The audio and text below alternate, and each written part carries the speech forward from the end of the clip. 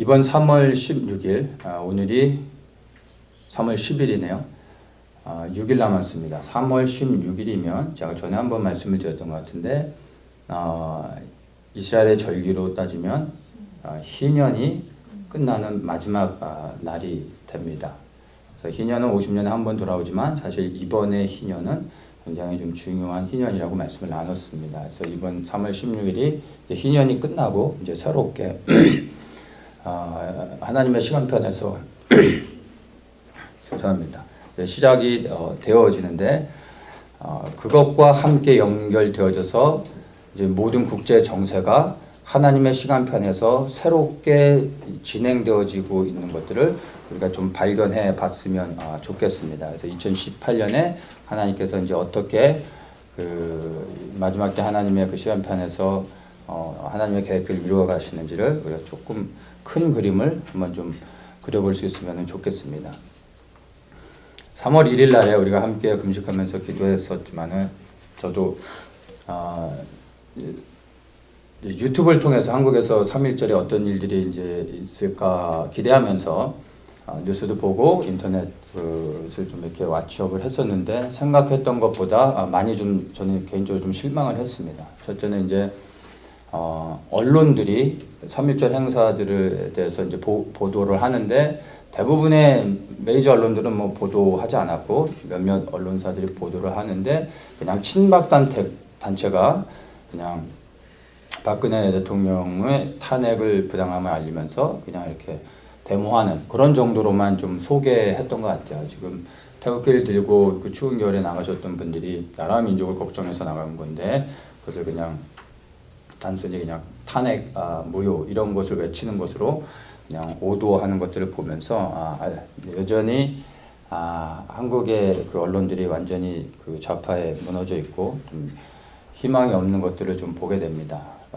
거기다 또 대다수의 국민들을 이렇게 보면 이제 한국에 계신 여러분들과 이제 계속해서 교제를 나누면서 이제 한국에 대한 얘기들 듣는데 대다수의 국민들이 많이 편향되어져 있는 것을 보게 됩니다. 그러니까 제 주변에는 저희와 이제 동일한 분들이 많다 보니까 그냥 그렇게 보지만은 실제 대한민국의 대부분의 국민들은 많이 그 치우쳐져 있습니다. 그래서 그것들을 보면서 3.1절에 좀 제가 좀 기대를 했었는데 좀 실망하는 그런 좀 시간이 됐습니다, 사실. 근데 또 한편으로는 그나마 그 절망 가운데서 희망을 갖는 것은 소수의 인원이지만 결국 적지는 않죠. 많은 사람들이 이렇게 한국에서 모였을 뿐만 아니라 제가 알기로는 제가 아는 어떤 분들은 또 해외에서 미국에서도 태극기 3.1절 집회 참여하기 위해서 들어가신 분들도 있었고 나라민족을 위해서 태극기를 들고 거기서 기도하고 이런 모임들이 있었습니다. 한국 교회들도 연합해서 3.1절 행사들을 안에서 나라민족을 위해 기도하는 시간을 가졌다고 했는데 안타깝게 하나로 모이지 못하고 이렇게 분열돼서 나누어져서 이렇게 집회를 했던 것들을 좀 보게 됐습니다.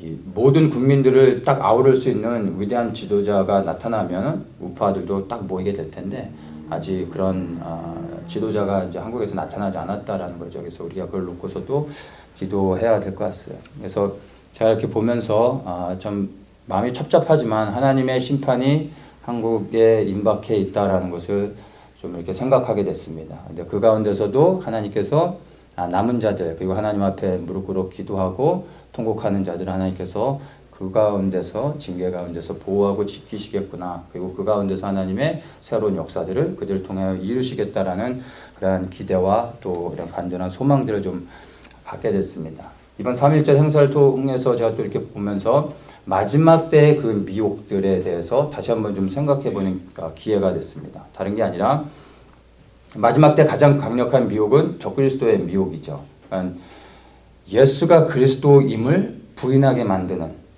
그리고 자신이 그리스도인 것처럼 믿게 만드는 그게 이제 마지막 때 가장 강력한 미혹의 역사가 이제 풀어지게 되는 것입니다. 믿는 사람들까지도 속아 넘어가게 되는 그런 강력한 미혹인데 이런 적그리스도의 미혹이 있기 전에 나타나는 그 바로 직전의 미혹이 뭐냐면 지금 우리가 한국의 상황들 같은 것을 통해서 분별해 볼 수 있는 것입니다.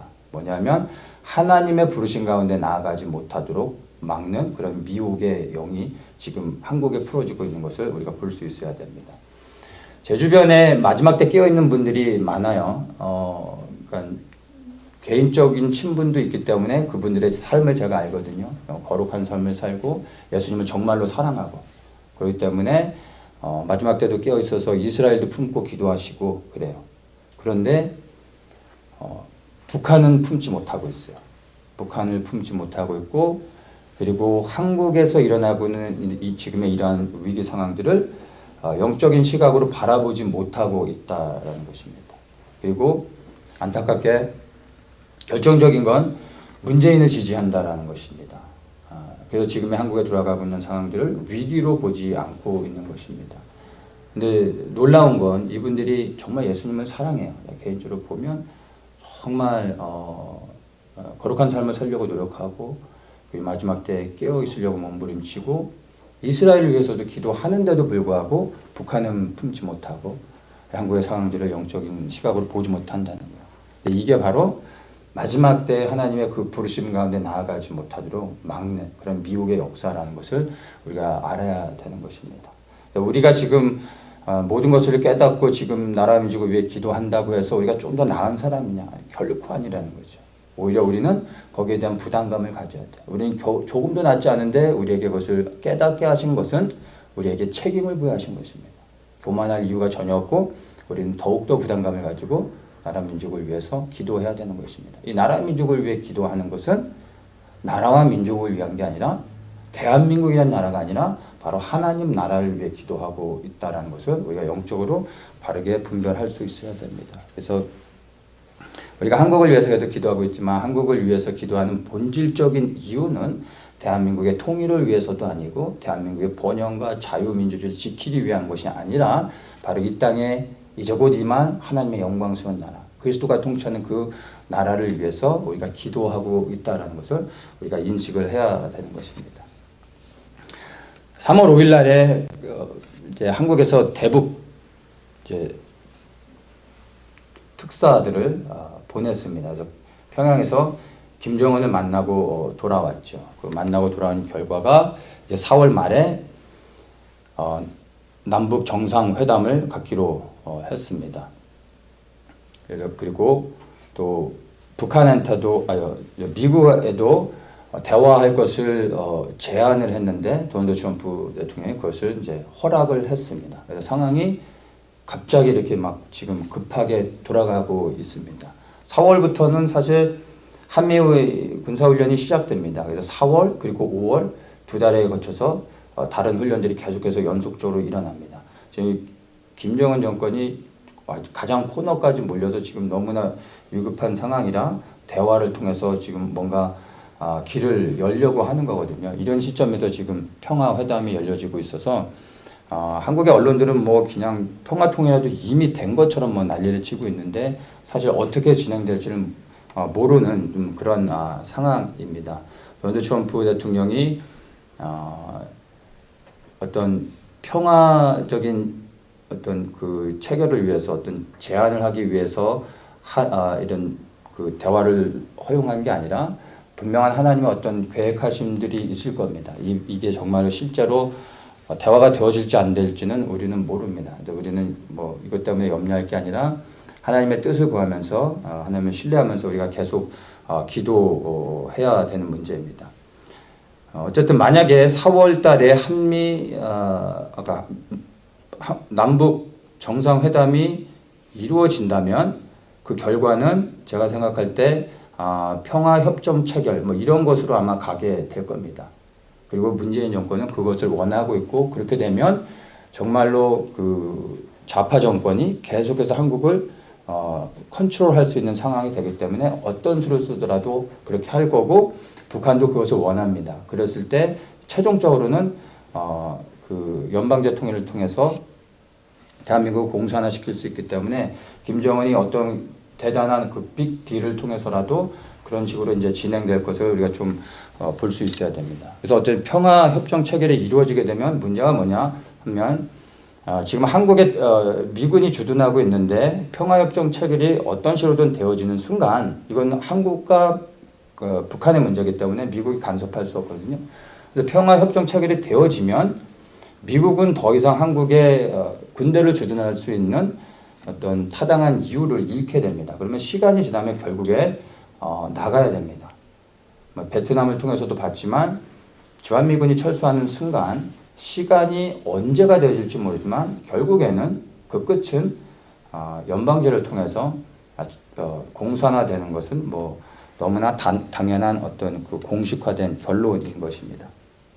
근데 우리가 알아야 되는 게 북한은요 1972년도에 그러니까 마르크스 레닌 사상, 그 공산주의의 기초가 되는 사상이죠. 이것을 포기하고 자신들이 새롭게 만든 이 주체 사상으로 그 사회 시스템을 바꿔버렸습니다. 그 주체 사상의 핵심이 김일성이죠.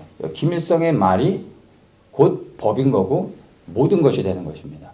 근데 그 주체 사상 안에 흘러가는 흐름이 백두혈통이죠. 그래서 김일성, 김정일, 김정은으로 흘러가는 그것이 주체 사상에도 나온 겁니다. 그래서 북한을 우리가 공산주의 국가라고 흔히 말하지만 사실은 공산주의가 아니라 공산주의에서 아주 변형되어진 이상한 공산주의입니다.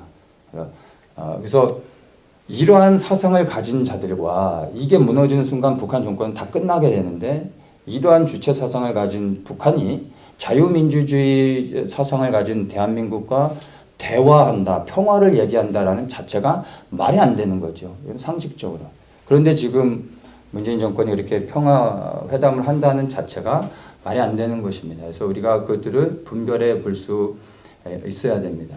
그래서 우리가 지금 많은 그리스도인들이 나라 민족을 위해서 걱정하고 기도하고 있고 그리고 태극기 집회도 제가 알기로는 대다수의 그 태극기 집회 참여했던 분들이 그리스도인들로 제가 알고 있습니다. 그러니까 나라와 민족을 영적인 시각에서 염려하고 걱정하고 있기 때문에 나가서 태극기를 들고 자유민주주의를 지키기 위해서 이렇게 목소리를 내고 있는 거죠. 근데 교회 안에서조차도 대다수의 어떤 시각들이 정치와 종교는 분리되어져야 된다고 생각하면서 지금 태극기를 들고 나가는 그 자체가 그리고 정치에 대해서 이렇다 저렇다 지금 한국의 상황들을 논하는 것 자체를 그리스도인들이 해서는 안 될 것처럼 그렇게 말하는 경향들이 너무나 많습니다.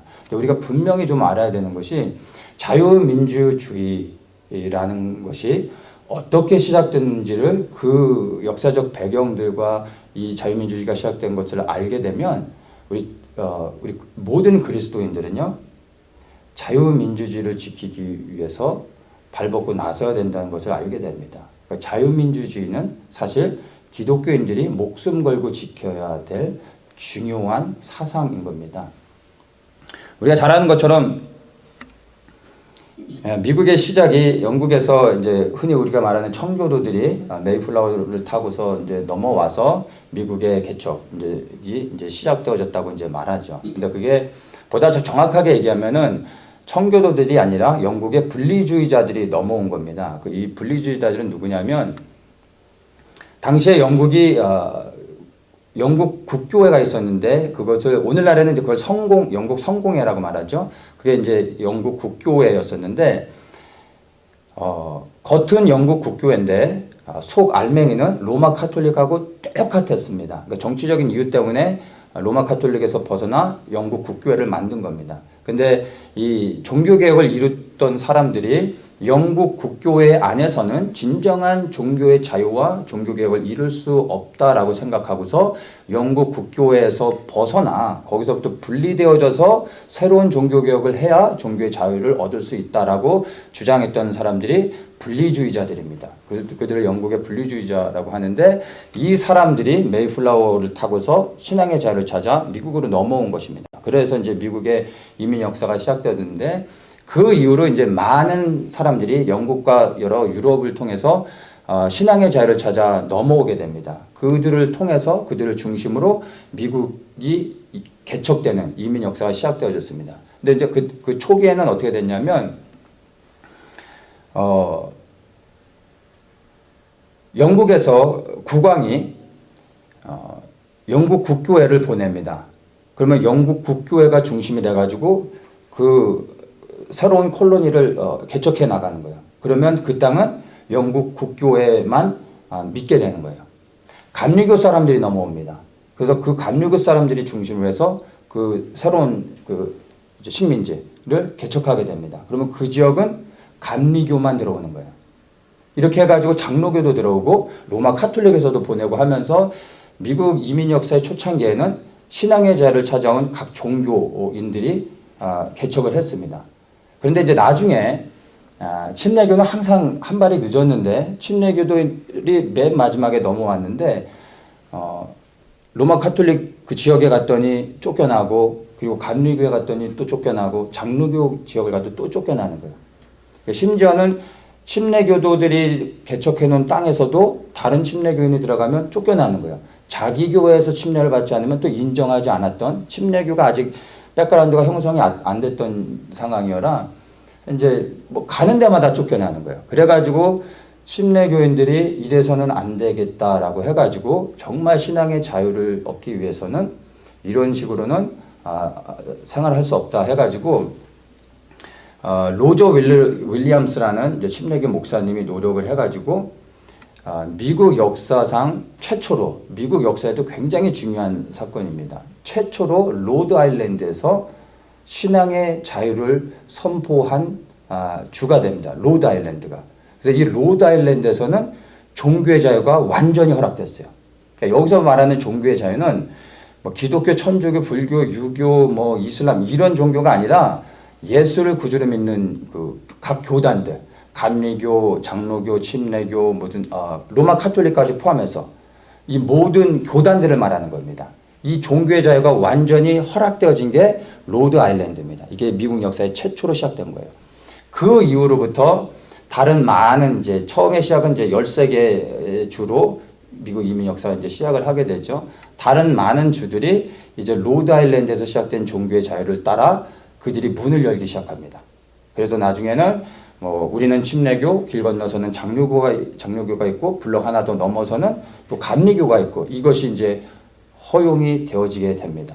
그리고 이제 나중에 침례교 목사님들이 이 종교의 자유가 얼마나 중요한지를 인식했기 때문에 누구보다도 고난과 핍박을 많이 받아서 이것을 이제 미국 독립 전쟁이 끝나고 나서 연방 정부가 형성되고 이제 기초 헌법들을 만들 때 종교의 자유를 넣기 위해서 부단히 노력했습니다. 그래서 우리가 아는 것처럼 뭐 토마스 제퍼슨 그리고 제임스 메이슨 이런 사람들을 정치인들을 통해서 그 어필하고 해가지고 헌법에 놓으려고 막 노력을 하다가 나중에 제임스 메이슨 이 사람을 통해서 연방 정부 헌법에 The First Amendment 해가지고 우리가 잘 아는 Bill of Rights 권리장정이라는 것이 미국 헌법 연방 정부 헌법에 들어가게 됩니다. 여기에 종교의 자유가 명시가 된 겁니다. 근데 이 종교의 자유가 명시됨으로 인해서 미국이라는 나라가 어떠한 근본에서 시작됐는지가 보여지는 거고 이거를 통해서 미국이 오늘날의 번영을 누릴 수 있게 된 겁니다.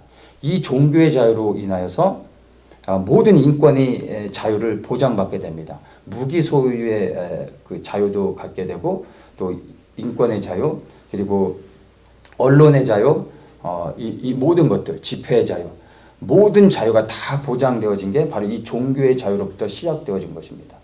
그래서 오늘의 이 미국이 자유민주주의를 처음으로 시작한 나라인데 이 자유민주주의가 그 헌법 안에서 그 베이스로 깔려서 이렇게 시작되었을 때 그 역사적인 배경을 보면 거기에는 종교의 자유라는 게 있었다는 거예요.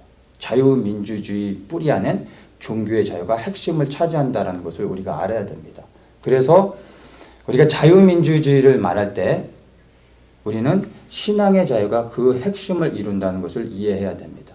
그래서 자유민주주의 국가에서는 항상 종교의 자유가 보장되어지죠.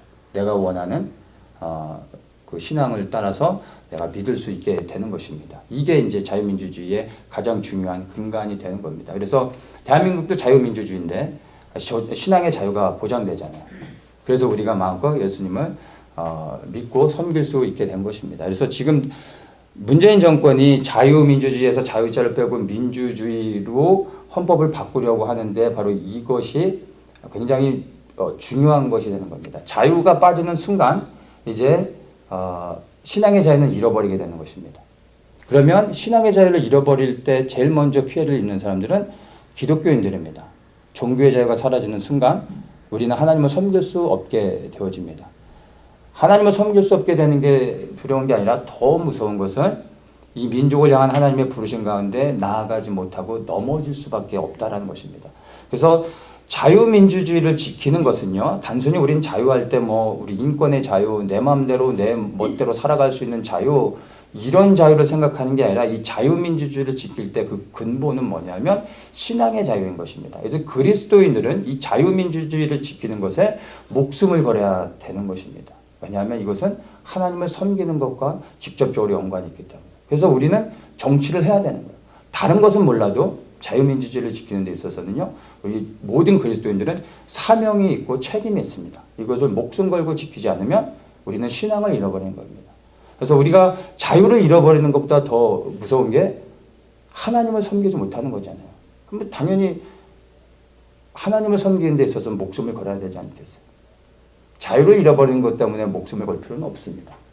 불편하게 살아갈 수는 있어요. 그런데 무서운 거는 하나님을 섬길 수 없게 한다는 거예요. 이걸 위해서는 목숨을 걸고 싸워야 되죠. 그래서 그리스도인들이 지금 한국이 이런 위기 상황 가운데 있기 때문에 자유민주주의, 즉 신앙의 자유를 지키기 위해서 나가고 이렇게 싸우고 있다는 것을 인식하고 우리도 그것을 위해서 함께 기도해 주어야 하는 것입니다. 그것들을 우리가 좀 분별해 볼 수 있어야 합니다.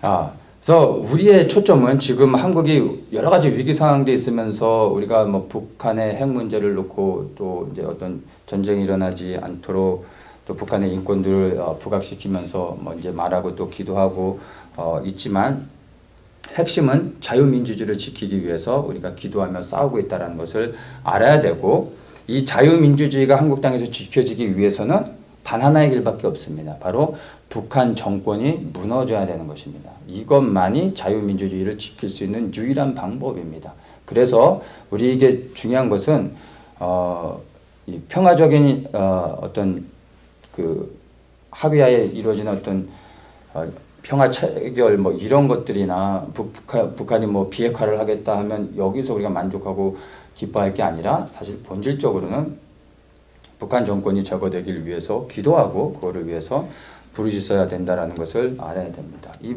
북한 정권이 무너지는 순간 북핵도 문제도 해결되어지고 북한의 인권의 문제도 해결되어지고 또 하나님의 부르심 가운데 이 민족이 나아갈 수 있게 됩니다. 통일도 되어지는 거고. 그래서 본질적인 문제는 사실은 다른 것이 아니라 북한 정권을 무너뜨려야 된다는 것을 우리가 이해해야 됩니다. 그래서 한국에서 이제 뭐 정치적으로도 많은 일들을 하고 있지만 지금의 한국의 그 지금 처해진 상황들을 보면 내부에서는 이 문제를 해결할 수가 없습니다. 불가능한 상황이 됐습니다.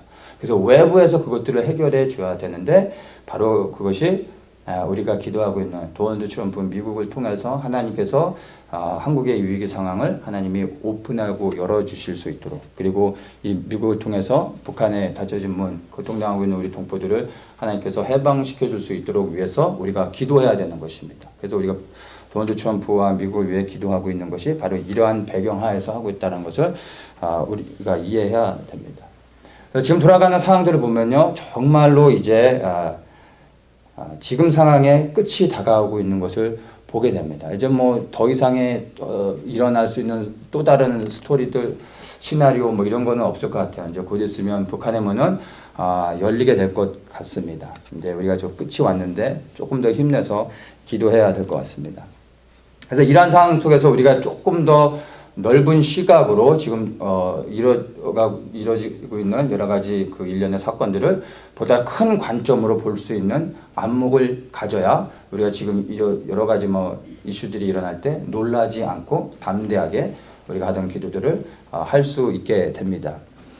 여러 번 나눴지만은 인류의 역사가 지금은 마지막을 향해 가고 있음을 우리가 이제 알고 있습니다. 그 마지막의 시작이 한국에서부터 해서 이제 이스라엘로 향하는 거라고 누누이 제가 이제 말씀을 나눴습니다. 지금도 그렇지만은 뭐 10년 전, 20년 전에도 또 옛날에 어르신들이 늘 뭐 말세라는 얘기를 하잖아요. 말세다, 말세다. 그랬고 우리가 정말 뭐 10년 전에도 이제 주님이 오실 날이 얼마 안 남았다, 마지막 때다 얘기하는데 사람들은 뭐라고 반응하냐면은 예나 지금이나 늘 마지막이라고 말하지 않냐. 근데 무슨 변화가 있었냐. 여전히 마지막이고 앞으로도 마지막이고 계속 마지막 아니냐. 뭐 이런 식으로 마지막 때를 부인하는데 우리는 이제 마지막 때라고 말할 때 성경에서는 마지막 날이라고 써져 있죠. 근데 이것을 영어 성경에서 보면은 the last days라고 복수로 쓰고 있습니다. 한글 성경은 그냥 마지막 날이니까 그 마지막 때가 한 날, 한 시즌 이렇게 이제 이해할 수 있는데 마지막 날을 이해할 때는 the last days, 그러니까 마지막 날들 이렇게 사실은 이해를 해야 됩니다. 그게 뭐냐면 마지막 날이 여러 개가 있다는 거예요. 그 여러 개가 있다는 말은 the beginning of the last day 그리고 the middle of the last day, the end of the last day. 이 마지막 때가 구분되어진다라는 것이죠. 그러니까 마지막에 시작이 있고 마지막에 끝이 있는 것입니다. 마지막의 시작은 예수 그리스도께서 이 땅에 오셔서 회개하라 천국에 가까웠느니라 하나님 나라를 선포하시는 순간 마지막 때의 시작이 되어진 것입니다. 이 마지막 때의 시작을 알리는 것이 하나님 나라를 전하면서 시작되어진 것입니다. 그리고 2000년의 시간이 지났어요.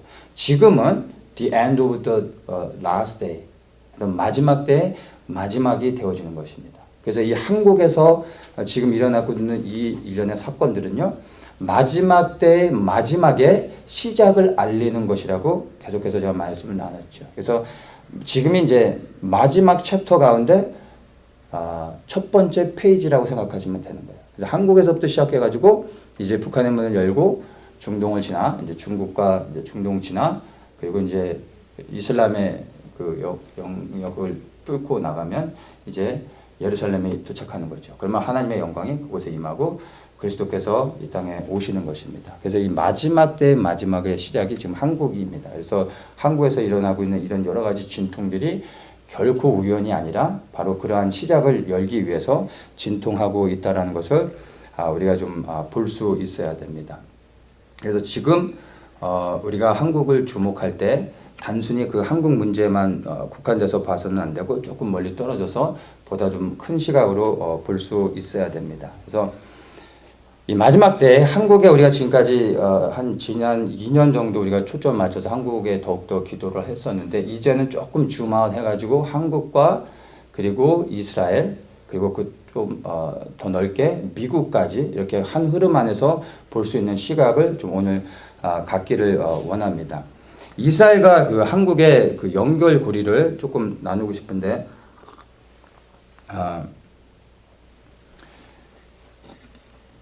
제가 예전에 뉴욕을 갔을 때 그 뉴욕에 그 이스라엘 박물관이 있거든요. 이스라엘 박물관에 갔었는데 거기서 그 리셉션에서 일하시는 어느 여자분이랑 대화를 하게 됐는데 제가 이제 한국인이라고 했더니 저한테 이제 말을 시작하는데 너네는 우리하고 형제라고 얘기를 하는 거예요. 그래서 그러냐고 해서 모른 척하고 계속 얘기해보라고 했더니 이분이 이스라엘에 12지파가 있는데 그 중에 한 지파가 단지파인데 단지파가 이스라엘에서 어느 날 사라졌다고. 그 단지파가 바로 지금 동쪽의 끝에 있는 코리안이라고 그렇게 얘기를 하는 거예요. 그래서 이스라엘 역사 속에서 단지파가 정말로 어느 날 이제 사라지거든요. 그리고 그냥 성경에서 말하지 않죠. 역사 속에는 사라진 건데 그 단지파가 동쪽으로 흘러가가지고 오늘날의 이 한국 지역, 극동지역에 와서 이제 한국 민족을 이뤘다라는 설들은 예전부터 있었어요. 이제 그런 것들은 알고 있었고, 근데 이 얘기를 제가 다른 사람이 아닌 유대인한테 들었다는 게 좀 놀라웠어요. 이분이 제가 물어봤어요. 너는 이걸 어디서 들었냐 했더니 고등학교까지 이분이 이스라엘에서 살았어요. 그리고 대학을 미국으로 오면서 미국에서 이제 살게 됐는데 고등학교 역사 시간에 수업 시간에 배웠다라는 거예요. 그래서 이제 놀라웠어요. 그래서 물어봤어야 되는데 이거 교과서에 있는 얘기냐 아니면 선생이 그냥 해준 얘기냐 이스라엘 교과서에서 배우는 거냐 제가 한번 물어봤어야 되는데 그것까지 제가 못 물어봤어요. 근데 유대인한테 이런 얘기를 듣는다는 게 저한테는 새로운 충격이었거든요. 어쨌든 제가 예전에 그 이스라엘과 한국의 그 혈통적인 관계에 좀 관심이 있어가지고 조금 공부를 좀 개인적으로 좀 한동안 한 적이 있어요. 그래서 그 역사적인 그 자료들을 좀 갖고 있는데 나중에 이제 이게 뭐 본질적인 문제가 아니기 때문에 제가 좀 공부하다가 제가 덮었는데 흥미로운 게 많아요. 이스라엘과 한국의 그 혈연적인 그 어떤 역사적인 배경들을 보면은 좀 흥미로운 것들이 많지만 제가 뭐 오늘 이 얘기가 본질이 아니니까 넘어가겠습니다. 근데 제가 나누고 싶은 거는 이스라엘과 한국의 그 혈연적인 게 아니라 영적인 흐름 안에서 어떻게 하나님이 연결시키고 있는지를 우리가 좀 보기를 원하는 것입니다. 이스라엘은 하나님께서 택한 민족이라는 건 뭐 우리가 너무나 잘 알고 있죠. 그래서 아브라함을 불러내시고 아브라함을 통해서 하나님께서 이스라엘이라는 민족을 탄생시키셨습니다. 그리고 이 이스라엘 민족과 하나님께서 언약하셨어요. 그들을 하나님의 백성으로 삼으셨고 나는 이제 너희의 여호와 하나님이 될 것이다 라고 하면서 하나님께서 이스라엘과 언약하셨습니다. 그러니까 하나님이 그들을 만드셨고 하나님께서 그들과 언약하셨습니다. 주체가 하나님이 되셨던 거죠. 자, 그런데 한국은 조금 다릅니다. 1948년도에 이제 대한민국이 건국되어질 때 그때 이제 재헌 속기록 국회 재헌 속기록을 보면은 읽어보시는 분들도 아마 있으실 거예요. 이승만 대통령과 그 국회의원 이제 나라의 지도자들이 함께 모여서 처음으로 이제 그 국회를 열고서 예배를 드리면서 올려드렸던 그 기도를 보면은 한 나라의 지도자들이 선포한 것은 곧 그 나라의 어떤 뜻이 되는 것입니다. 그래서 한 나라의 지도자의 역할이 너무 중요한 거죠. 근데 그때 대한민국은 건국과 함께 대한민국 자체를 하나님께 드렸습니다. 이게 놀라운 일이죠. 이스라엘은 1948년도 5월 14일에 이제 나라가 그 재건되어졌죠. 한국은 1948년 8월 15일에 나라 건국이 되어진 거죠. 그러면서 그때 대한민국이 건국과 함께 하나님께 이 나라를 드려버렸어요. 통일을 위해 이 나라를 드렸고 세계 평화를 위해 이 나라를 드린 겁니다. 세계 평화는 어떻게 옵니까?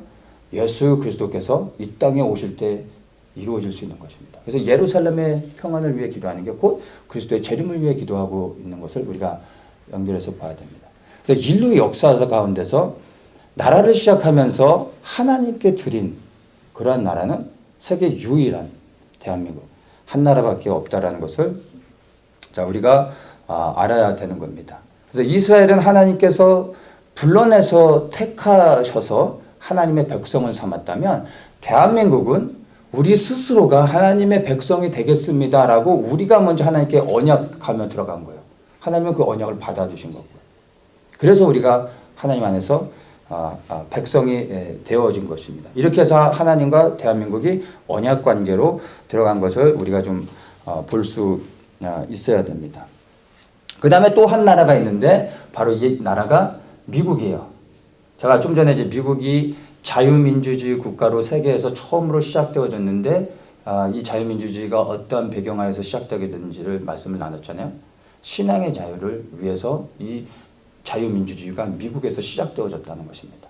신앙의 자유는 무엇을 말합니까? 그냥 내 마음대로 예배 드리는 거? 여기 갔다 저기 갔다 감리교도 갔다 장로교도 갔다 뭐 교단을 바꿔가면서 예배 드리는 게 신앙의 자유입니까? 아니죠. 신앙의 자유가 뭐예요? 곧 하나님을 온 마음을 다해 섬기길 원하는 게 신앙의 자유인 거죠. 하나님을 섬기기 위해서 자유민주주의를 시작한 거예요. 그래서 이 미국 또한 바로 하나님을 온전히 섬기기 위해서 이 나라가 새롭게 시작되어졌다는 것을 우리가 하나님의 시각에서 볼 수 있어야 돼요.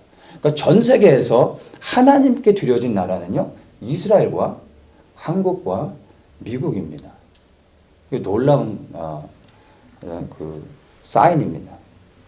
그래서 지금 하나님의 언약에 대해서 이스라엘과 미국과 한국을 한 흐름 안에서 우리가 좀 볼 수 있어야 됩니다.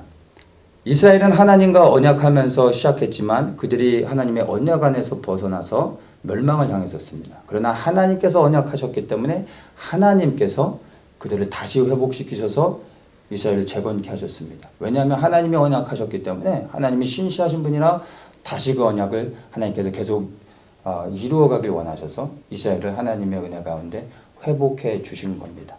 그리고 지금 대한민국도 하나님의 언약 안에 있습니다. 지금 하나님의 언약 안에서 벗어나고 있지만 대한민국이 돌이켜 회개하며 그 언약 안에 다시 들어갈 때 하나님은 회복시키실 것이고 하나님의 그 언약을 이루어 가실 겁니다. 그래서 지금 이 한국 땅에 정말 절망, 어둠이 짙은 상황 가운데 있지만 아직 하나님의 언약 안에서 하나님 앞에 부르짖고 기도하는 하나님의 사람들이 있기 때문에 희망이 있는 거예요.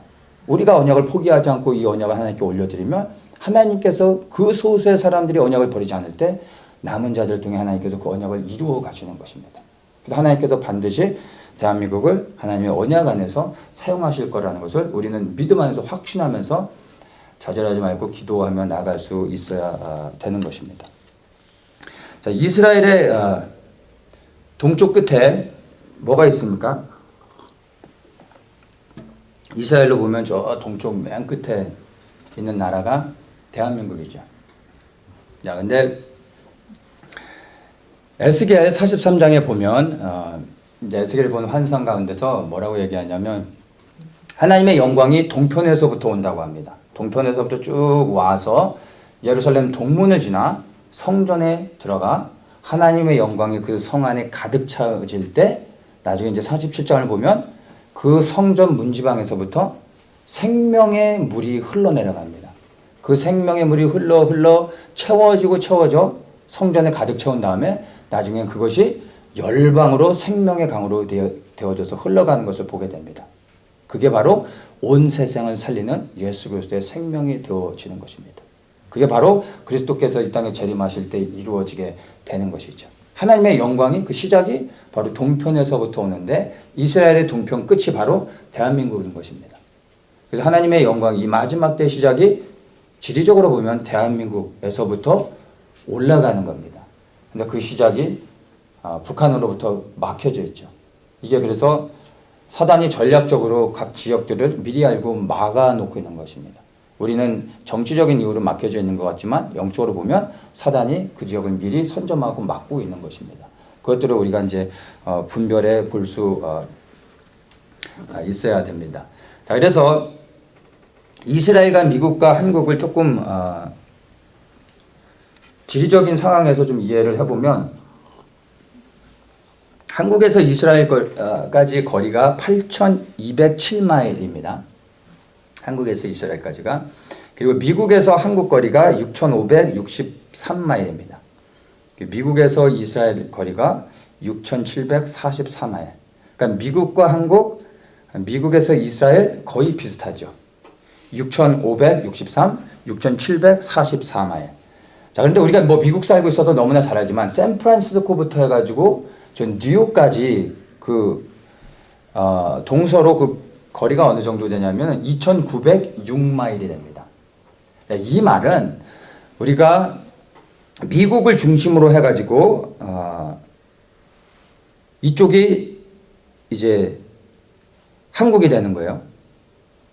그리고 이쪽이 이스라엘이 되는 겁니다. 그러면 미국 안에 어디를 센터로 잡느냐에 따라서 좌우를 보면 한국과 이스라엘이 정확하게 한국과 미국 사이에서 정확하게 중앙에 위치한다라는 것을 우리가 알 수 있습니다. 지리적으로 이렇게 해서 정확하게 미국이 한국과 이스라엘의 가장 중앙에 위치한다라는 것이 그것도 사실은 우연의 일치로 볼 수는 없는 것입니다. 가장 작은 동쪽에서 가장 작은 나라, 또 반대쪽에서는 또 가장 작은 나라, 그렇죠? 그래서 미국이 중앙에 있다라는 것입니다. 이 세 나라의 공통점이 있습니다. 아까 말씀을 나눴지만 모두 다 세 민족이 하나님께 이미 헌신되어진 민족이라는 겁니다. 그리고 이것을 보면 미국의 위치적인 것을 볼 때 바로 한국에서부터 이스라엘까지 하나님의 영광이 이제 행진하는 데 있어서 이 미국이 브릿지 역할을 하게 되는 것을 우리가 영적인 안목으로 볼 수 있어야 됩니다. 지금 돌아가고 있는 상황을 볼 때도 우리가 그것들을 분별해 볼 수 있는 것입니다. 그래서 한국에서 시작된 그리스도의 이 메시아의 영광의 재림의 길이 이제 이스라엘까지 가는 데 있어서 미국이 브릿지 역할이 되어져서 그 행진들을 할 수 있도록 막혀진 길목들을 열어주는 역할을 하게 되는 것입니다.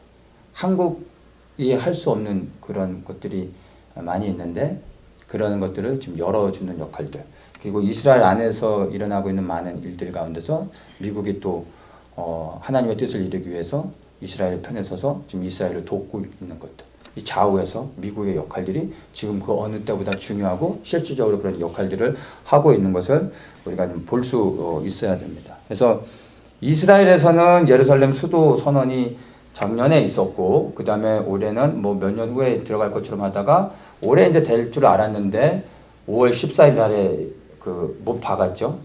그래서 미 대사관을 예루살렘으로 이전하기로 했습니다.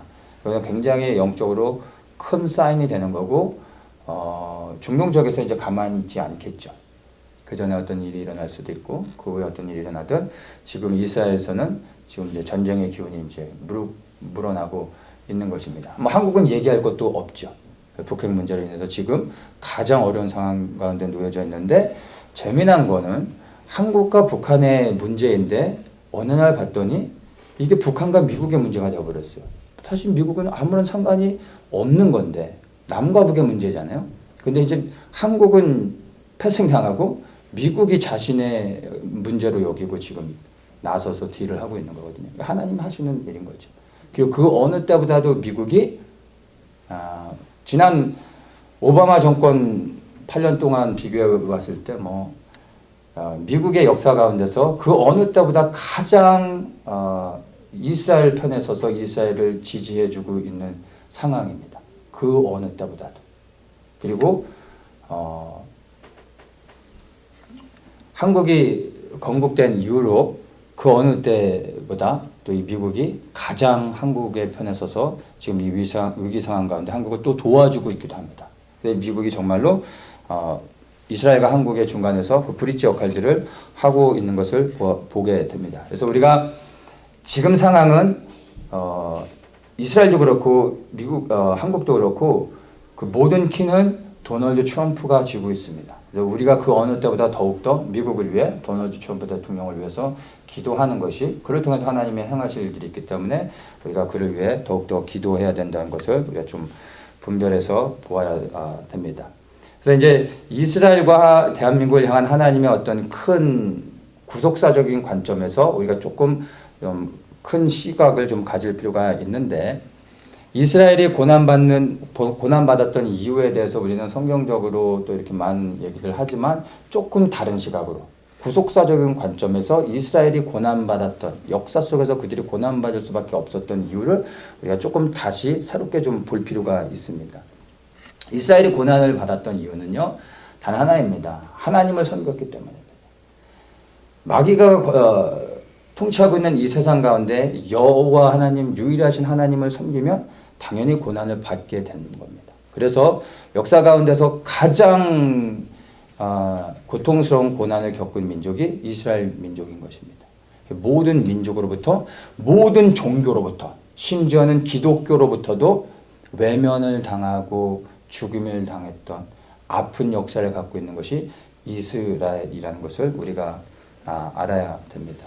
그리고 나라를 잃고 1900년 동안 고통당하며 세계에 흩어져서 유리방황했었고, 우리가 잘 아는 것처럼 홀로코스트, 인류 역사 가운데서 가장 잔인한 역사의 기록인 홀로코스트를 이스라엘 사람들은 겪었습니다.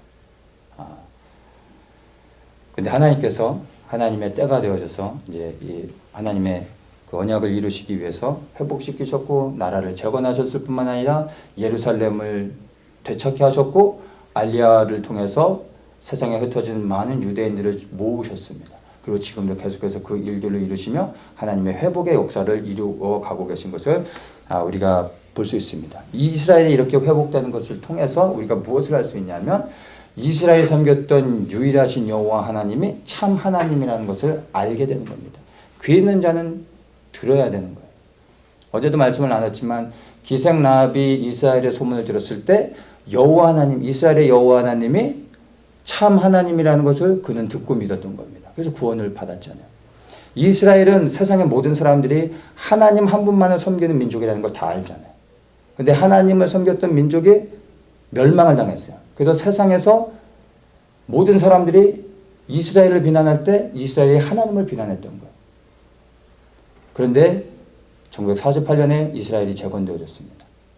그것은 곧 하나님이 그들을 잊지 않으셨고 그들이 회복은 곧 하나님이 살아계시다라는 것을 스스로 증명하시며 하나님의 영광을 스스로 드러내신 것입니다.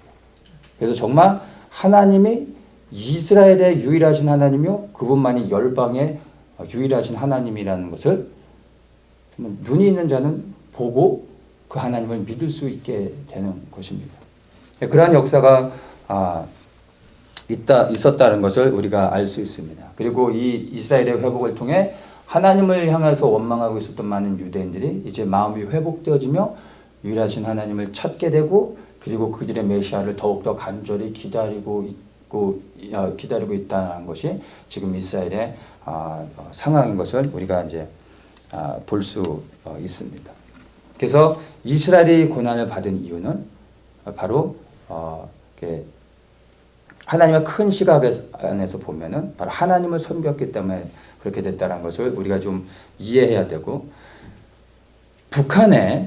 한국과 북한을 좀 나눠서 봐야 되는데 북한에 하나님께서 지금 이렇게 고난 가운데 있게 하신 데는 특별한 하나님의 계획이 있다라는 것도 우리가 좀 이해해서 볼 수 있어야 됩니다. 우리는 흔히 이제 북한에서 평양에서 신사참배하고 우상을 섬겼기 때문에 이제 땅이 그렇게 고통을 당하는 상황이 됐다라고 이제 말을 하죠. 그것도 맞는데 하나님의 구속사적인 관점에서 다르게 해석해 보면은 북한이 이제 고통을 당하게 됐던 것은 바로 북한에서 예수 그리스도를 섬겼기 때문입니다. 평양을 갖다가 옛날에 동방의 예루살렘이라고 불렀습니다. 모든 세계가 동방의 예루살렘이라고 불렀습니다. 어느 나라에도 저 도시는 예루살렘 같다라고 빈말이라도 한 적이 없습니다. 예루살렘은 그냥 예루살렘 뿐이었어요.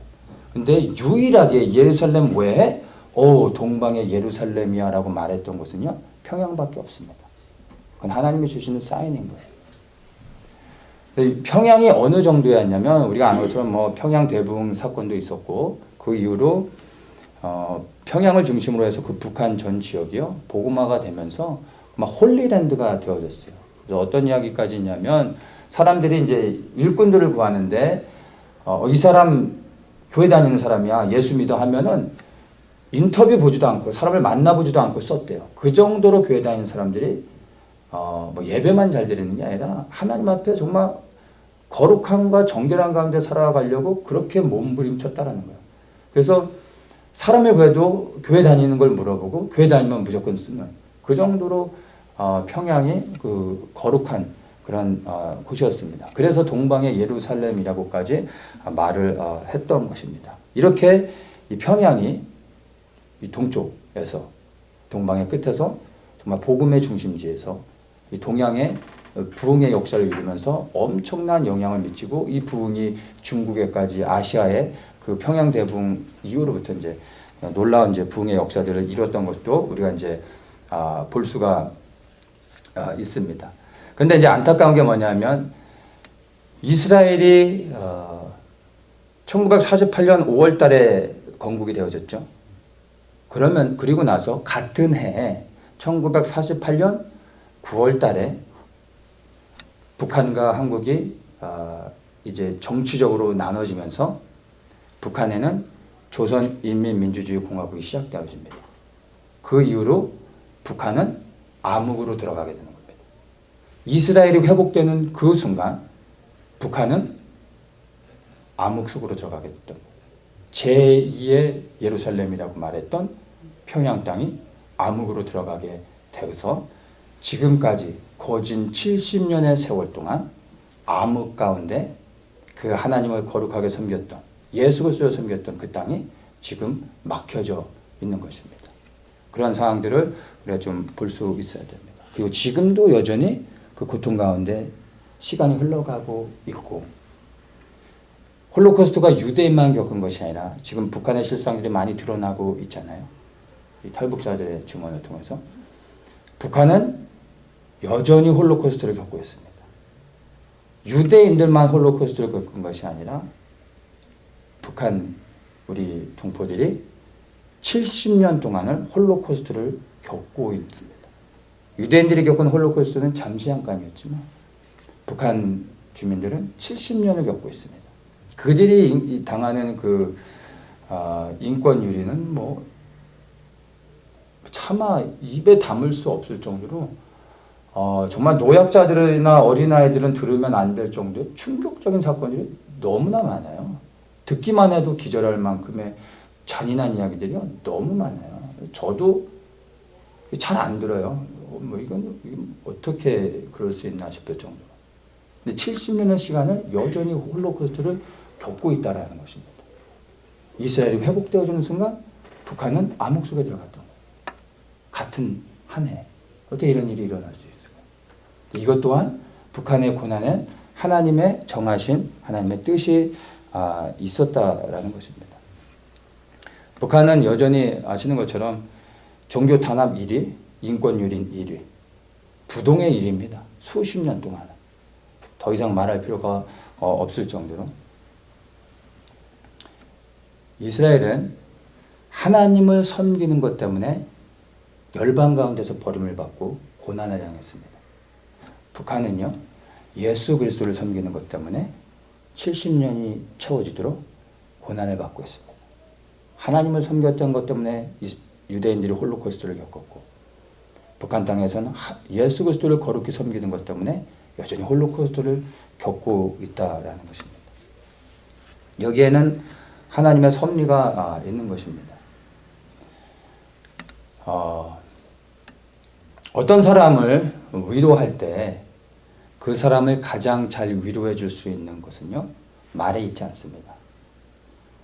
그 사람을 가장 잘, 슬픈 가운데 있는 사람을 가장 잘 위로해 줄 수 있는 유일한 방법은 그 사람과 똑같은 아픔을 갖고 있는 사람입니다. 그 사람이 안아줄 때 그것이 위로가 되는 거예요. 예전에 이제 어떤 목사님으로부터 얘기를 들었었는데, 성도 한 분이 이제 자녀를 잃은 거예요. 그래서 이제 장례식에 가서 이제 이렇게 위로를 하는데, 이게 뭐 병문안도 아니고 부모가 자녀를 잃었으니까 그 슬픔이 어떻겠어요. 위로를 해줘야 되는데 도대체 뭐 어떻게 말을 해야 될지를 모르겠대요. 그래서 뭐 정신없이 뭐 어떻게 얘기했는지를 모르겠대요. 위로가 되겠어요. 뭐 위로가 안 되죠. 그래서 본인도 뭐 어찌할 바를 몰라서 너무 그냥 안타깝고 막 속상해서 그러고 있는데, 어느 이제 다른 성도님이 오셨대요. 그 성도님이 그 여자분한테 가셔서 그 어머니, 죽은 아이의 어머니에게 가셔서 그냥 그 어머니를 아무 말 않고 그냥 팍 안아주더래. 근데 그 품에 안겨서 이 어머니가 대성통곡을 하면서 막 울더래요. 근데 그 안아주신 분이 그 같은 성도인데 이미 자녀를 오래전에 잃어버리신 분인 거예요. 그러니까 서로를 아는 거죠. 그러니까 말이 필요가 없는 거예요. 그냥 가서 안아주니까 그분이 그냥 대성통곡을 하면서 그 안에서 안겨서 울더래요. 근데 그걸 봤더니 이게 위로가 되는 걸 본 거예요. 그 얘기를 들었었는데, 이스라엘은 아직까지도요, 그 상처가 씻어지지 않습니다. 이건 뭐 소리 한마디 한다고, 진심으로 한마디 한다고 되는 게 아니에요. 그리고 이스라엘에서는 그 십자가가 없는 거 아세요? 더하기 그 표시로 할 때도 위에를 뺍니다. T자로 씁니다.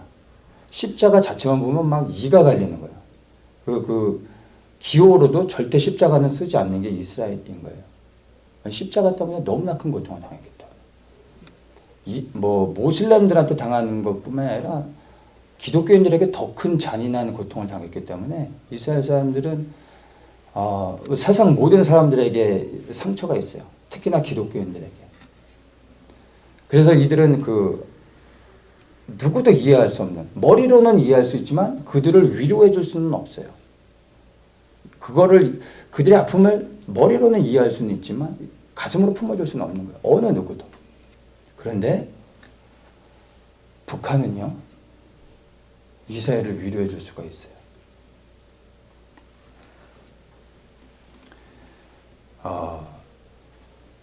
동일한 아픔을 가지고 있는, 그리고 그 아픔을 겪었던 북한 성도들은요, 이스라엘을 머리로 이해해주고 말로써 위로해주는 게 아니라 그냥 가슴으로서 이해해줄 수 있는 거예요. 유대인들이 북한 성도들이 어떻게 살아왔는지를 보면, 그 모습을 보여주는, 그 상처를 보여주는 순간 유대인들은 그냥 그들을 품어주는 거예요. 서로 품어주는 거예요. 서로 위로가 되는 거예요. 유대인들에게는. 그래서 이스라엘의 그 아픔을 위로해 줄 수 있는 것은 북한 성도밖에 없습니다. 근데 놀라운 거는 북한 성도들에게는요, 뭐가 있어요? 그들에게 없는 예수 그리스도가 있어요. 그 예수 그리스도로 유대인들을 품어줄 수 있는 거예요. 그들이 위로를 받을 때 그리스도의 사랑 안에서 위로를 받을 수 있다라는 것입니다. 세상의 모든 사람들, 그리고 특별히 기독교인들이 이스라엘을 왜 핍박했습니까? 유대인들이 우리의 메시아 예수 그리스도, 우리의 구세주 예수 그리스도를 죽였다고 유대인들 그렇게 핍박했잖아요. 유대인들이 예수 그리스도를 죽였습니까? 아니에요. 우리의 죄 때문에 그리스도께서 십자가에 못 박혀 돌아가셨잖아요. 그리스도께서 십자가에 돌아가신 건 유대인들이 못 박은 것이 아니라 우리의 죄가 그리스도를 십자가에 못 박게 만들었던 겁니다. 그럼 우리가 나쁜 놈들이지 유대인이 나쁜 놈이 아니에요. 우리의 죄가 그리스도를 십자가에 못 박게 했는데 기독교인들은 유대인들을 정죄했던 거예요. 그 상처는 뭐 이루 말할 수가 없죠. 그래서 이게 사단의 미혹인데 유대인들이 가장 싫어하는 건 모슬림들이 아니라 크리스천들인 거예요. 크리스천들. 그 상처를 위로해 줄 수 있는 건 북한의 성도들인 겁니다. 그들이 품어줄 때 그들이 이제 위로가 되는 거예요. 그런데 사실은 유대인들도요, 예수 그리스도 때문에 고난을 받은 거예요. 북한의 성도들이 그들을 품어줄 때 이들이 이제 그 복음을 깨닫게 되는 거죠. 자신들이 받았던 그 고난이 바로 하나님을 위해 받았지만 그 하나님이 그들의 메시아인 예수 그리스도였다는 것을 알게 되는 것입니다. 그래서 하나님께서 북한을 마음 아프시지만 하나님의 백성을 위로하기 위해서 북한의 성도들로 하여금 그 고난을 지나가게 하신 겁니다. 그래서 북한의 문이 열려서 이 북한 성도들과 함께 한국의 크리스천들이 그들을 세워줘가지고 예루살렘까지 나아가서 유대인들을 위로할 때 예수 그리스도의 복음으로 유대인들을 위로하며 복음을 전할 수 있게 되는 일이 있게 되는 것입니다. 그래서 우리 민족의 부르시며 바로 하나님의 백성 이스라엘을 위로하는 것입니다. 그것들을 위해서 하나님께서 지금 일을 행하고 있고요. 우리가 북한을 위해서 기도하는 이유가 바로 이런 것입니다. 박근혜 대통령이 탄핵되고 난 다음에 한국에 이제 적화 상황들 되고 거 보면서 지금 뭐 완전 좌파 정권이 들어가고 북한의 핵이 이제 위협하고 이런 것들을 보면서 우리가 그동안 이제 기도했던 것이 이제 한국의 이제 좀 그 북핵의 위기, 전쟁의 위기 뭐 이런 것들에 초점 맞춰서 한국을 위해서 많은 시간들을 사실 기도했었는데 그러는 가운데 정작 우리가 품어야 될 북한을 놓쳤던 것들이 사실이에요. 사실 우리가 더욱더 집중해야 되거든요. 북한을 위해서 기도해야 되는 것입니다. 이 북한 땅에 지금도 홀로코스트를 겪으며 고통당하고 있는 누군가 바깥에서 그들을 위해 울어줘야 되는데 그것을 울어주지 못했던 거예요. 그 고통 가운데 있는 사람들은 스스로를 구원할 수 없잖아요. 바깥에 있는 누군가가 그들을 위해 소리쳐줘야 되고 누군가 그들을 위해 울어줘야 되고 누군가가 들어가 그들을 구출해 줘야 되는데 그 역할들을 누가 해줘야 됩니까? 누구보다 대한민국이 소리를 내줘야 되고 울어줘야 되는데 그 일을 못하고 있었던 것입니다. 그냥 한국의 상황 가운데 묻혀서 두려워서 전쟁이 날까 봐. 이런 것들에만 초점을 맞췄던 거예요. 근데 우리는 더욱더 이제 북한의 구원을 위해서 기도해야 됩니다. 왜냐하면 하나님의 마음은 언제나 낮은 곳에 있습니다. 하나님의 마음은 늘 과부와 고아들, 스스로를 보호할 수 없는, 누군가가 지켜주지 않으면 보호될 수 없는 그런 연약한 자들에게 하나님의 마음이 있습니다. 하나님은 북한을 지금도 주목하고 계신 거예요. 한국이 아니라. 그래서 우리가 아버지의 마음을 갖고 있다면 북한을 위해서 기도해야 되는 것입니다.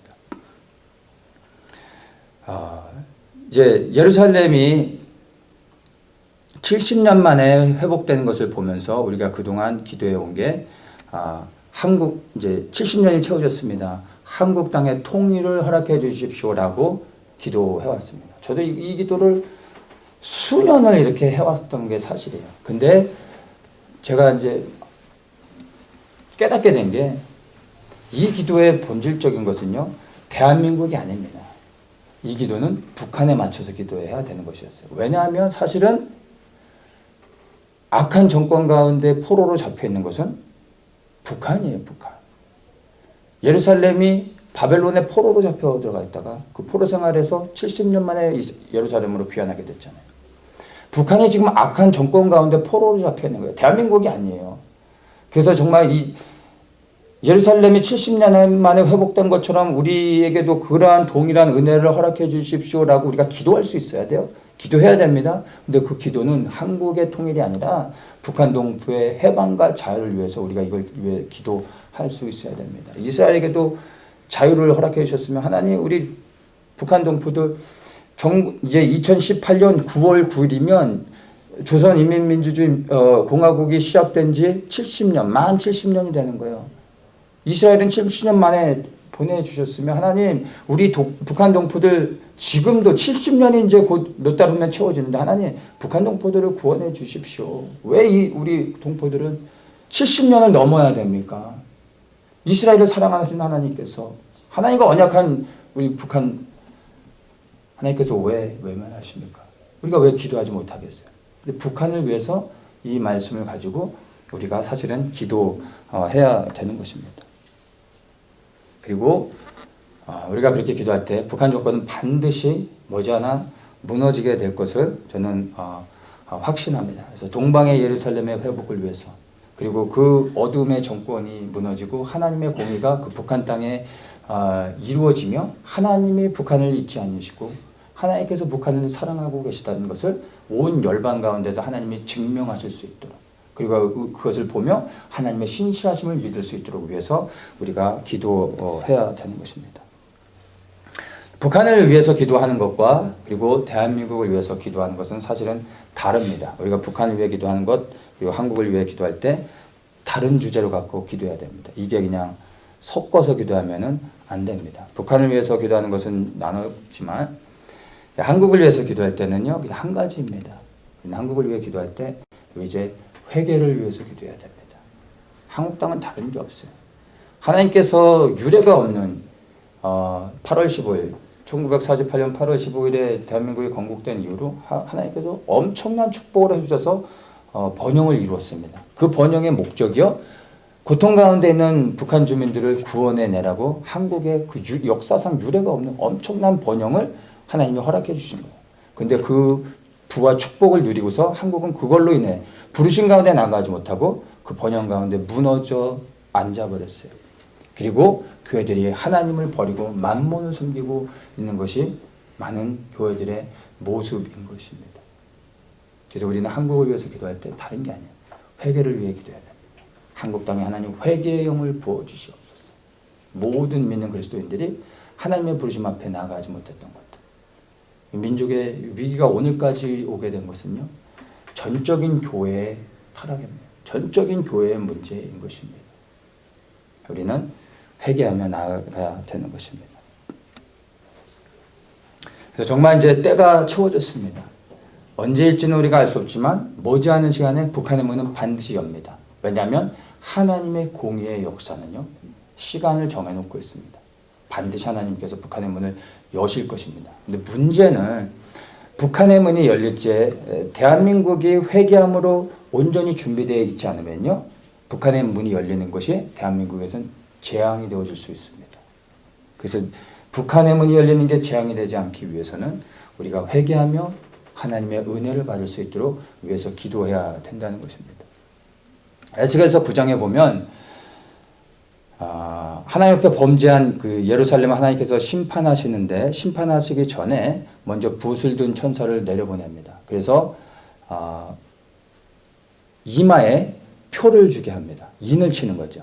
근데 어떤 사람들에게 인을 치게 하냐면 바로 예루살렘의 그 죄악으로 인하여 통곡하며 하나님 앞에 우는 자들에게 천사를 보내서 그 이마에 표를 줍니다. 그리고 표를 받지 않은 모든 자들을 하나님이 심판하게 하십니다. 하나님의 심판이 대한민국 위에 지금 부어지는 상황입니다. 근데 여기서 한국의 죄악을 가지고 하나님 앞에 통곡하며 회개하며 나아가는 자들, 이미 하나님은 그들의 이마에 인치시고 계신 것입니다. 한국의 심판이 있다 할지라도 하나님께서 그들을 보호하실 것이고, 그렇게 하나님 앞에 거룩한 가운데 하나님의 마음을 가지고 기도했던 하나님의 사람들을 하나님은 남겨놓으실 것입니다.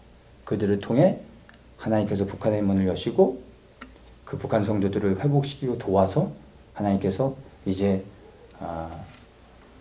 중국 땅을 흔드실 것이고 길을 여실 것입니다. 그리고 예루살렘을 향해서 우리 북한 성도들과 함께 이스라엘 하나님의 백성을 위로하러 나아가는 것입니다. 이것이 한국 민족의 하나님께서 이 시대 가운데 부여하신 사명이라는 것을 우리가 볼 수 있어야 됩니다. 말씀을 나눌 때 처음에 이제 제가 얘기했지만 3월 16일이 이제 희년이 끝나는 마지막 날이 된 것입니다. 이번의 희년이 굉장히 중요한 의미가 있는 희년이라고 나눴었습니다. 이스라엘이 이제 출애굽한 후로 하나님께서 절기를 주셨는데 절기의 사이클이 시작되어져서 이번이 70번째 맞이하는 희년이라고 말씀을 나눴습니다. 이 70번째 맞이하는 희년에 중요하다라고 말씀을 나눴습니다. 지난 2년 동안의 이스라엘의 그 사건들을 보면 유례가 없을 정도로 이스라엘이 건국된 이후로 평화로운 시간을 보냈습니다. 왜냐하면 전쟁에 나가기 전에 전쟁에 투입되는 군사들에게 마지막 휴식을, 잠깐의 휴식을 주는 것과 그런 동일한 의미라고 이해를 하면 됩니다. 7년에 한 번 안식년이 오죠. 그리고 그 안식년이 7번을 돌면 49년이 되고 그 다음 해가 희년, 50년째가 희년이 되는 거죠.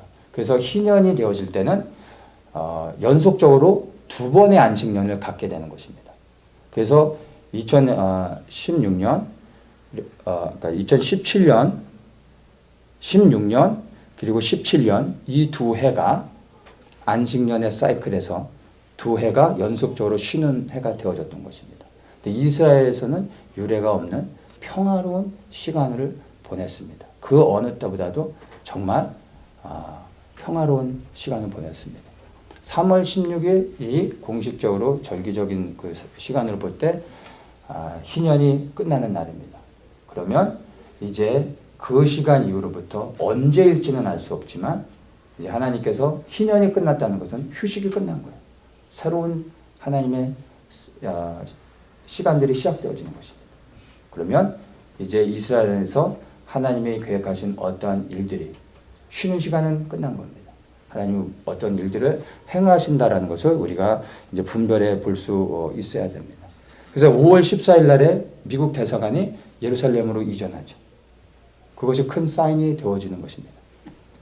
그리고 지금 중동에서 일어나고 있는 일들을 보면 이스라엘과 어떠한 전쟁들이 이루어질 것을 우리가 알 수 있습니다. 그게 바로 중심의 무대가 되는 게 시리아예요. 시리아에서 7년 넘게 지금 그 안에서 분쟁들이 일어나고 있는데 시리아 내부에서의 분쟁이 이제는 바깥으로 번지면서 이스라엘로 번져가고 있는 것들을 국제뉴스를 통해서 볼 수가 있습니다. 그런데 이 시리아를 무대로 해서 이스라엘과 어떤 전쟁들이 이제 앞으로 있을 텐데 그 중심의 무대가 되는, 그러니까 핵심이 되는 나라들을 보면요, 터키, 이란, 그리고 러시아 이런 나라들이 핵심이 돼서 지금 이스라엘과 전쟁하는 것들이 지금 준비되고 있는 것들을 보게 됩니다. 근데 이 공통점이 있어요. 터키, 이란, 그리고 러시아. 여지껏 이스라엘과 전쟁했던 나라들, 이스라엘이 건국된 이후로 이스라엘과 전쟁했던 모든 나라들은요, 아랍국들이었습니다. 항상 아랍연합국이었습니다. 아랍국이라 말하면 아랍어를 쓰는 나라들을 아랍국 연맹이라고 합니다. 근데 지금 시리아를 중심으로 해서 이스라엘과 전쟁이 이루어질 수 있는 상황들이 되어지고 있는 터키, 이란, 러시아. 터키하고 이란은요, 아랍 국가가 아닙니다. 이란도 아랍 국가가 아닙니다. 터키도 아니고, 러시아는 당연히 아니고. 이러한 패턴 안에서 이런 전쟁에 흘러가고 있습니다. 좀 더 우리가 지켜봐야 되지만, 이러한 전쟁이 있은 후에 이스라엘의 어떤 땅을 회복하는 일들이 있을 수 있어요. 그리고 이 전쟁이 이스라엘의 승리로 끝나면서 유엔의 중재하에 어떠한 평화적인 조약, 그게 평화가 되어졌던 아니면 어떤 다른 조약이 됐던 어떤 유엔을 중심으로 한 이스라엘 안에서 합의가 이루어지는 어떤 일들이 일어날 수 있다는 것입니다. 근데 그것이 다니엘서에서 말하는 이제 마지막 한일의 시작을 알리는 그러한 사건이 되어질 수 있습니다. 그래서 우리가 지금 그러한 것들을 주목해 볼 수 있어야 됩니다. 그러니까 3월 16일이 지나고 나서부터는 이제 중동에서 그런 마지막 때의 사건들이 일어날 수 있는 것을 볼 수 있습니다. 한국은 뭐 얘기할 필요가 없죠. 다 준비됐습니다. anytime. 그래서 한국에서 먼저 전쟁이 일어나고 이스라엘에서 어떤 이스라엘과 관련된 전쟁이 일어날 수도 있고, 반대로 이스라엘에서 일어나는 전쟁이 영향을 미쳐서 그것이 중국과 북한에까지 영향을 미치고 한국에 이제 북한의 문을 열게 하는 그러한 사건으로 연결되어질 수 있습니다. 어디에서 먼저 어떤 사건이 일어나는 건 중요하지 않고요. 지금은 보면 이 흐름 안에서 미국이 모든 것에 다 깊이 인발부되어 있습니다. 그리고 이스라엘과 한국이 지금 전쟁이 아주 준비되어져 가고 있는 것들을 우리가 볼 수 있는 것입니다.